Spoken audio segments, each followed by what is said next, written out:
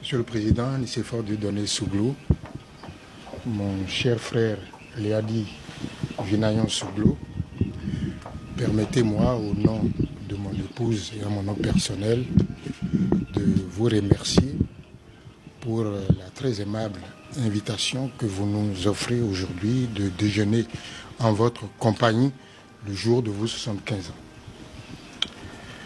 Vous auriez pu convier à ce repas des dizaines, des centaines, des milliers de Béninois et ils seraient venus tout heureux vous dire leur affection et vous présenter leurs félicitations. Au lieu de cela, vous avez préféré offrir un déjeuner, disons, privé, dans un cercle restreint, où je ne retrouve autour de vous-même que votre digne héritier, Léadi Vinayon Souglo, votre fidèle amie, Madame Leroux, honorable député Leroux, et le vieux serviteur Capotozo et son épouse. C'est-à-dire donc un cercle très restreint et très fermé. Je ressens cela, mon épouse et moi-même, nous entendons cela comme un rare privilège d'être admis ainsi dans le cercle de vos intimes. Merci Madame la Présidente et merci Monsieur le Président. Depuis que nous sommes arrivés ici, je crois que nous ne faisons que rire aux éclats, nous amuser, nous étonner. Et je voudrais en rendre hommage à Madame la Présidente. Je savais qu'elle est une première dame très efficace et très pugnace. Je savais qu'elle est une avocate battante. Je savais qu'elle est une présidente de parti redoutable et présidente de groupe parlementaire très opiniâtre. Je savais tout cela.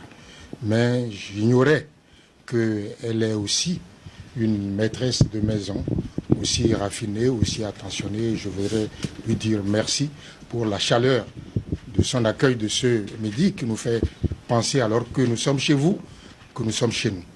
Merci infiniment, Madame la Présidente. Monsieur le Président, joyeux anniversaire.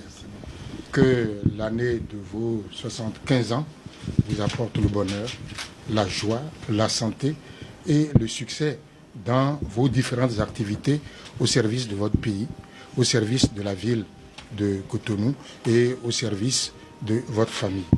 Que Dieu vous encore ici réunis autour de vous. Tous réunis car au moment où je présente ces vœux, j'ai le sentiment très profond que je ne suis en réalité qu'un porte-voix. Le porte-voix de ceux qui vous consacrent depuis des dizaines d'années admiration et respect.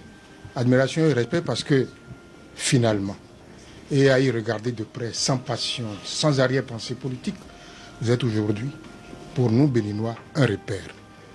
Un repère pour la bonne gouvernance à laquelle vous vous êtes attelé pendant les 5 années de votre présidence.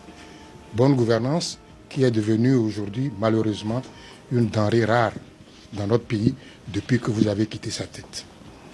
Repère pour la démocratie, qui est respect des institutions, respect des droits, respect des libertés, ce que vous avez su faire, alors qu'aujourd'hui, la démocratie est devenue, aux yeux de tous, un masque de carnaval qui dissimule en réalité le retour en force du parti État. Vous avez également un repère pour le rayonnement international du Bénin, ce rayonnement qui ne se mesure pas au nombre de voyages effectués, mais qui se mesure à la gouvernance, à votre gouvernance, à porter et à assumer une vision innovante fédératrice et crédible de l'Afrique en harmonie avec un monde en pleine mutation. Bonne gouvernance, démocratie, rayonnement du Bénin, voilà ce que vous incarnez aux yeux des Béninois. Dois-je vous dire, Monsieur le Président, combien j'adhère à ce jugement. À l'époque où vous exerciez les plus hautes charges de l'État, je n'ai pas été à côté de vous. Et j'avoue qu'à certains moments, j'ai été inquiet. Inquiet face au soubresaut d'un régime qui se met en place, d'une démocratie naissante. Et ces soubresauts se sont traduits, c'est vrai, à ce moment-là, par une campagne électorale qui a été tumultueuse, difficile, traumatisante aux élections législatives. Soubresauts qui se sont également manifestés par une forme de marginalisation de 19 députés dont j'étais à la tête et qui n'avaient plus aucune responsabilité à la tête de l'Assemblée. Et cela, Monsieur le Président, je dois le dire, c'est de là qu'ont découlé les choix qui avaient été faits à l'époque. Je le regrette amèrement. Je vous prie de me le croire, je vous le dis avec le cœur, je le regrette amèrement. Mon but à l'époque, c'était de préserver mes amis, de préserver les miens, de préserver leurs acquis. Voilà pourquoi ce choix avait été fait. C'est un choix, je reconnais, qui a été conséquence. Qui a été un choix malheureux. Mais je ne voulais pas faire du mal. Monsieur le Président, Madame la Présidente, je ne voulais pas nuire. Encore une fois, je voulais préserver. Et puisque j'ai fait mal, sans le vouloir, j'en demande pardon. J'en demande pardon de tout mon cœur, car votre invitation à partager ce repas de ce midi avec vous, en si intime compagnie, est le signe manifeste de votre volonté de me pardonner. Je crois que c'est de cette erreur d'appréciation qui avait été commise que vous avez voulu faire table rase, en prenant une part active et déterminante à l'effort de rassemblement que nous avons engagé.